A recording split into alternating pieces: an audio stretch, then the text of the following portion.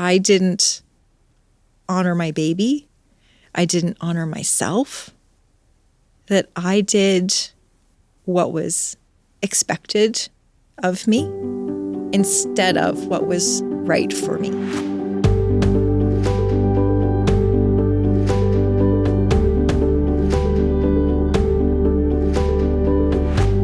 Welcome to Beyond the Loss, a podcast from the Pregnancy and Infant Loss Support Center.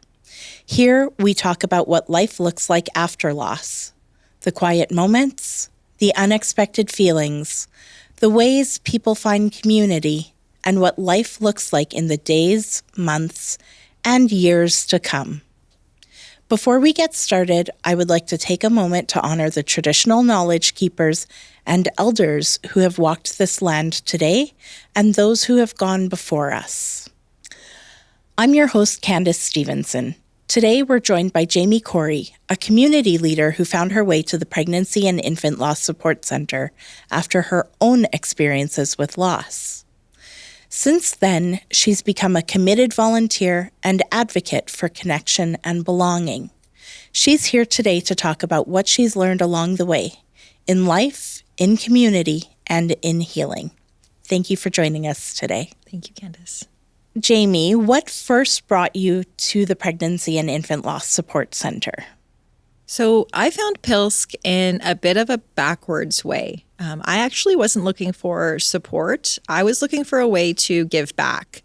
After my third loss, I had done some, traditional therapy and things like that. But for me, often getting involved in programs and in community helps me to heal and feel connected. So I actually found PILSC in looking for a volunteer experience. So I ended up volunteering with PILSC.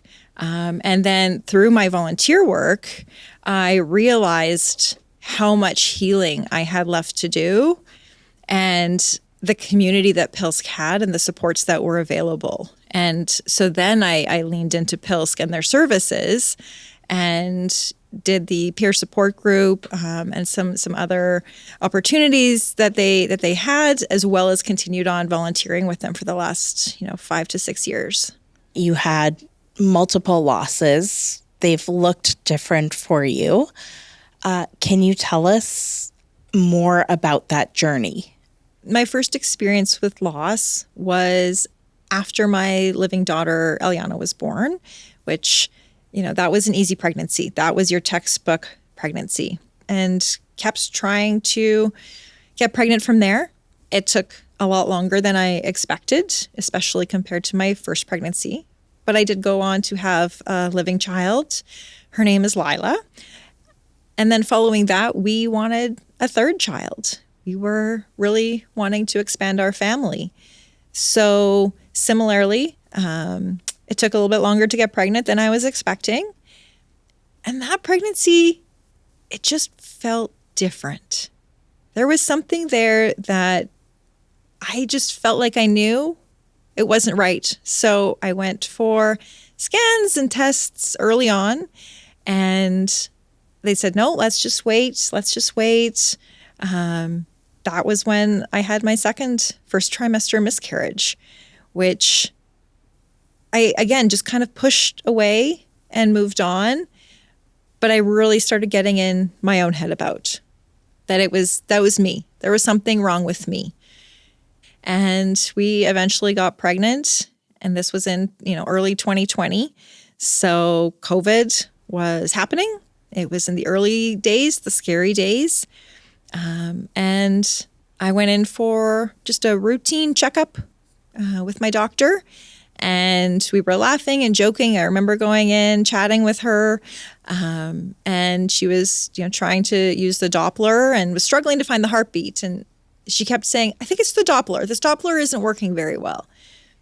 And I was in her office for over half an hour. Usually it was a quick appointment. And then I remember her going and coming back and saying, I think you need to go to the hospital. And I was like, oh, okay. And I remember actually exiting the clinic, her office, into the waiting room. And the waiting room was full because I had taken so long in there. And I was like, oh, okay. So I got in my car and I called my husband and I said, the doctor wants me to go to the hospital. She's just concerned. And he's like, well, do you want me to come? And I'm like, no, I think it's okay. And he was like, I'm going to come. Okay. So we go in, and again, this is COVID. So you go in and you have to do all the things. Where are you going? And, at the time I was just hoping it was just a faulty Doppler. And luckily my husband made it quick, and we go up to the labor and delivery floor, and the doctor came in. Well, the nurse came in. She did some checks, and then the doctor came in, and that was when we were given the news that our baby didn't have a heartbeat. So in those moments, we were given a couple of different choices on what we wanted to do. I was very fortunate that my husband was with me, because your mind is swirling, and to make a big decision like that with some, medical professionals staring at you as you're laying on a bed was a little daunting. And he actually asked, he said, can you just give us a few minutes to figure out what we want to do?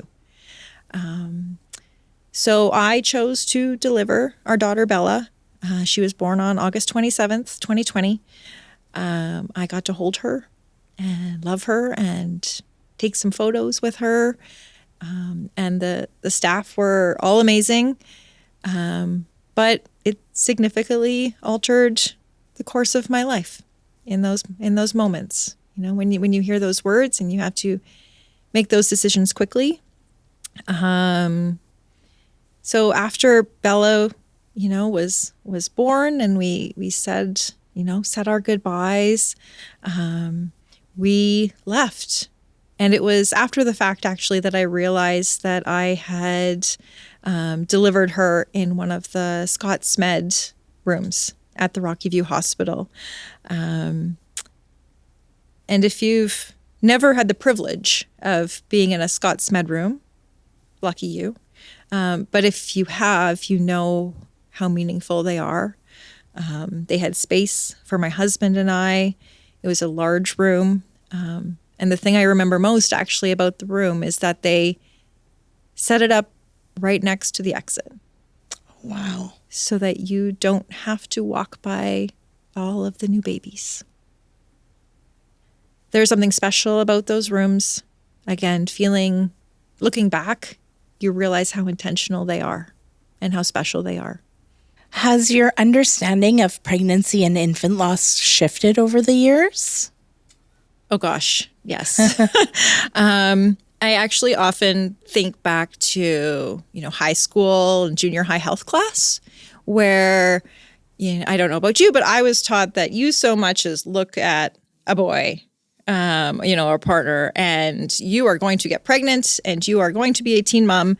At the time they didn't talk about pregnancy loss or infertility or anything like that. Never mind, needing support for something. So in my mind, I just thought, you decided you wanted to have a baby, you had a baby, and that was it. So fortunately, my first experience getting pregnant was kind of like that. So I had a gross misconception of what, pregnancy and infant loss could look like. I started understanding the numbers, right? That, 1 in 4 pregnancies that are reported end in loss, right? So it makes you think, like, how many unreported losses are there out there? And I look at myself who, I'm an overachiever. I have been an overachiever my whole life, and I'm batting 2 out of 5. Like I am failing at pregnancy, and there's nothing I can do to make it better. And so then looking, at my community and starting to talk about it a little bit. And I think that's when I realized, like, how many of my peers, my friends, my community, my colleagues had gone through similar experiences. And then again, finding PILSC, and then really just finding this community of people who have experienced this.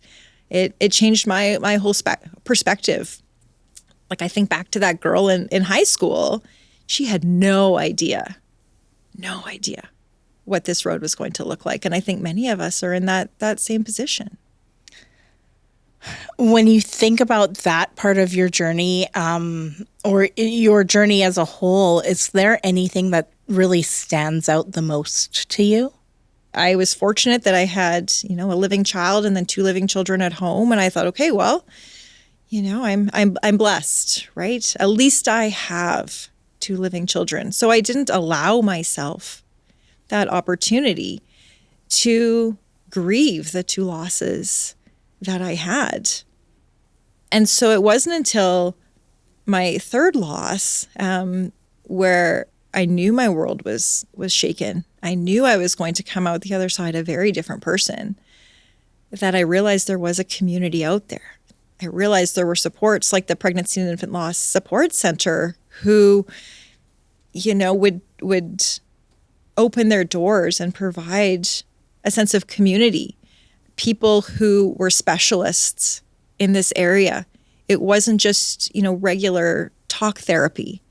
They had alternative modalities and ways of healing that not only for me helped me with my 3rd loss, the 20-week loss, but also really helped me grieve those first 2 losses that I had and allowed me that space to go back in time and feel what I wish I would have and could have felt in those moments.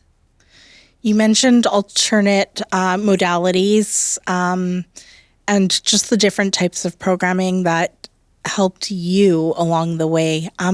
Would you mind expanding on some of those offerings that are available?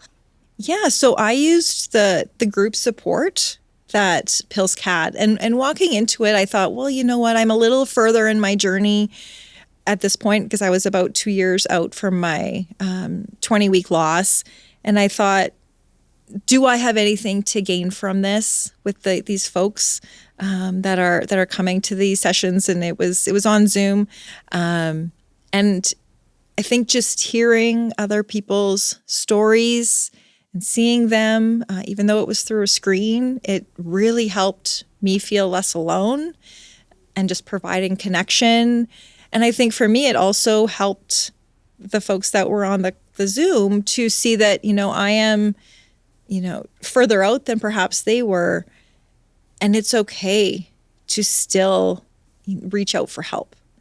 And to see that, you can grow and you can move on, but it's still a part of you. You grow around it. So that was one of the things I did. I've also done some SRT work, and I know PILSC has acupuncture, which for me was also very helpful, just helping to release some of the trauma and the tension. I know PILSC also has individual counseling sessions, which are free, which is an amazing offering because, therapy can be very expensive and cost prohibitive to so many people. So being able to offer it to anybody with no barrier to entry, not even just low barrier, but no barrier, is something that is a phenomenal offering. And we're so lucky to have, because when you are a bereaved parent, if you have to scrounge up money for therapy, it's probably going to fall off of your list of things to do. Yeah. And so that's, PILSC is an amazing organization that really, offers these things to anybody in an inclusive manner as well.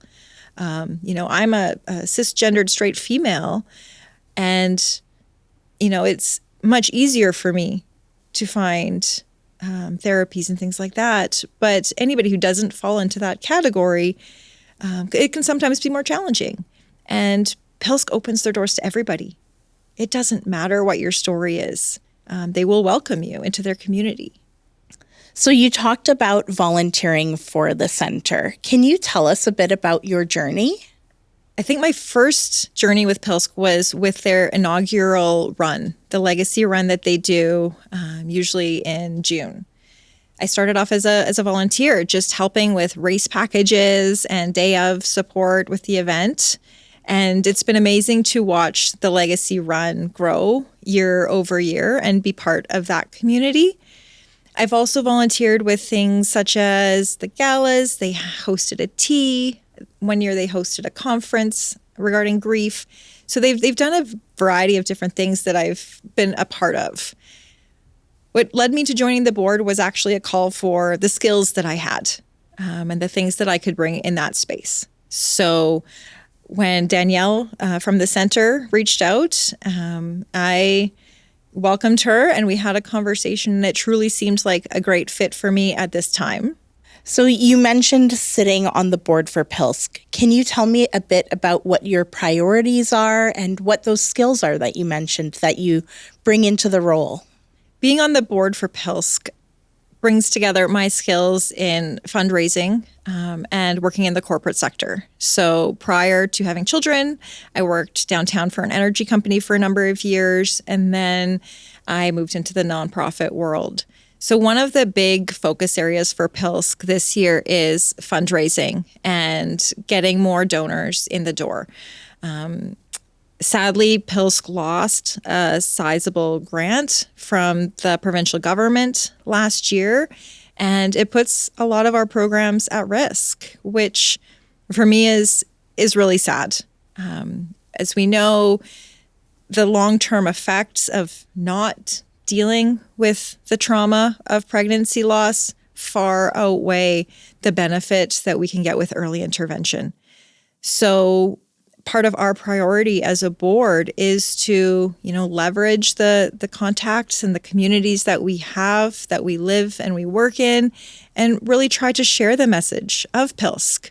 As I mentioned before, 1 in 4 pregnancies end in loss. So I think if many of us just took a look around, maybe not our dinner table, but our workplace or our community center or our kids' sports teams, there would be a lot of folks in there who have suffered loss.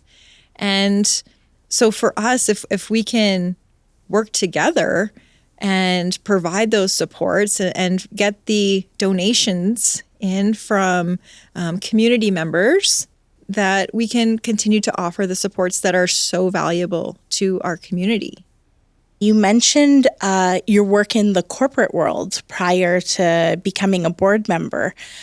Could you tell us a little bit about your journey at that time, your personal journey in loss? One of the things that I vividly remember was I very much suspected that my pregnancy wasn't viable.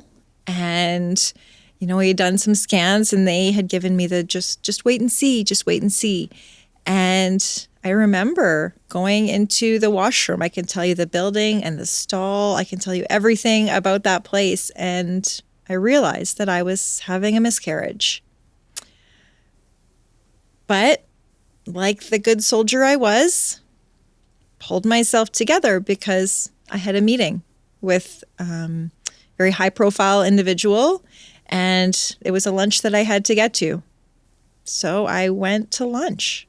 I didn't give myself time or space, and that was one of those things that when I looked back on my losses, because this was my first trimester, one of my first trimester losses, is I felt so much guilt around that I didn't honor my baby. I didn't honor myself, that I did what was expected of me instead of what was right for me. And that's something that, I've learned over time. I've learned through the community of PILSC. I've learned that it's okay to not just carry on, that you can not be okay, and that's okay. But that guilt that I carried with it, well past the loss of my third loss. And that was one of those things that I had to go back and dig up and relive and let go, because it stuck with me. I'm sure that a lot of people listening to this can relate to that sentiment, that example of how things happened, and that reality of you just keep going through the day, maybe because you don't really know what you should do next. So for this community. What would you say motivates you when it comes to your work in it? For me, it's letting people know that they're not alone.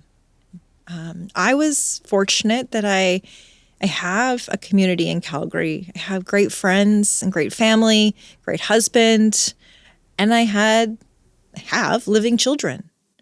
That being said, it wasn't people that truly understood. And I think there is a beautiful community of people who understand loss.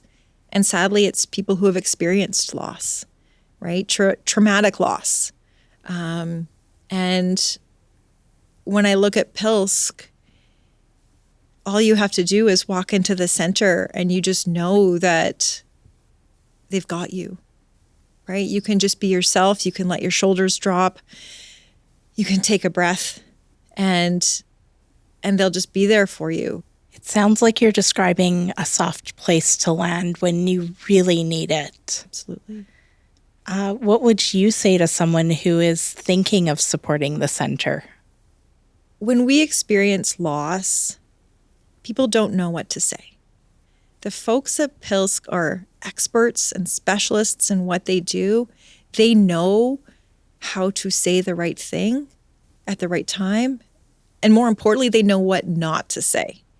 And so if you're considering donating, donate it because when someone you love is going through something like this, you can lean on them. You can reach out to them and ask them, what do I say? You know, my partner is just experiencing a loss. I don't know what to do. And they'll walk you through it. They've got you. They do the hard work. You talked a little bit about your own expectations of yourself. How did you navigate those expectations in trying to, I'm going to quote, return to normal after your losses? The first two losses that I had, I essentially just carried on. But it was the third loss that really, again, it took the life out of me. And, you know, I will liken it to the before time and the after time. Mm-hmm. Right? I was a totally different person when I left that hospital than when I went in. But it wasn't until I found community, I found the things that really worked for me, that I was able to start moving towards normal. And admittedly, it took a few years. It wasn't fast. And normal now is very different than what normal was in the before time. Mm-hmm. But you learn to live around the grief. Can you tell me a little bit about how parenting has shifted as you've gone through your own journey? With my kids, it's having open conversations, saying things like, Mommy's sad today because she misses Bella, mm-hmm. or we're celebrating Bella's birthday today. Right? And allowing our two living children to participate in that, you know, having family together time. And they know they had a sister. They're very aware of the sister that they lost. And it's also just being okay to show them emotions, put names to them, feelings to them, letting them express themselves, realizing that sometimes they're not okay, and that's okay. What do you wish more people understood about supporting someone after loss? Something as simple as, you know, a text saying, I'm thinking about you, goes so far in just acknowledging that I see you, right? I don't know how to fix it. I don't know how to make it better, but I see you and I know you're hurting. Are there conversations that you hope will become more common? It is becoming more and more talked about, you know, pregnancy and infant loss. You look at celebrities and athletes, mm-hmm. you know, you have soccer stars like Cristiano Ronaldo who, you know, talked about the loss of their child. Jason and Kylie Kelsey talk about, you know, miscarriage, Chrissy Teigen. So you see it more and more in mainstream media. I'm hoping that the trickle down is that we talk about it more and we let people know that they're not alone. And then with that, we can share supports that are out there. We are so lucky to have an organization like PILSC that, has no barriers to entry that we can share with people, not just in Calgary, but also beyond. How do you honor the memory of Bella? So we've chosen to honor her in a variety of different ways that are meaningful to our family. And one of those is we celebrate her birthday every year. August 27th, we will do something fun as a family, just the four of us. Usually involves ice cream. One of the other things is we have a bench at the Calgary Zoo that we have put her name on in the butterfly garden. And it's actually in memory of all the babies that have been lost. And then finally, we have chosen to donate a room at the Pregnancy and Infant Loss Support Center in Bella's name. For us as a family to be able to come together and sponsor the room at PILSC, which we're calling the Butterfly Room, in memory of Bella, means a lot to our family. Thank you for sharing that. Before we close the show today, is there anything that you would like to add?